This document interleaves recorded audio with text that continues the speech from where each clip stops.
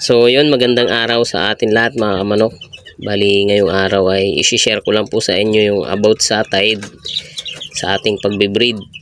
So may nagsasabi po kasi na mas maganda daw po yung mahaba yung tide para pag kumasta yung ating mga broodcock ay kapit na kapit.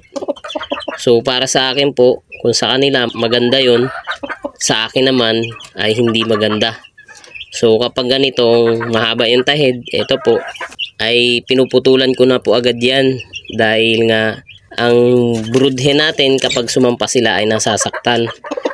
At kapag sinama-sama, pag yung brood hen natin ay hindi nahagip ng ating broodcock, pag kumasta siya at medyo mainit yung ulo ng broodcock natin, pag pinalo niya, yun,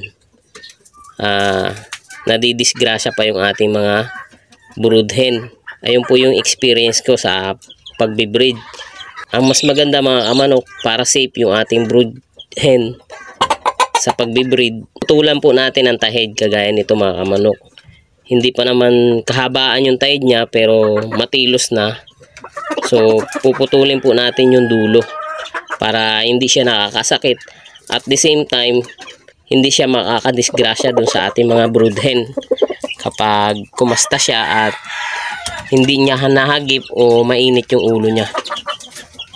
So yun lang po, maraming salamat po sa panonood mga kamanok.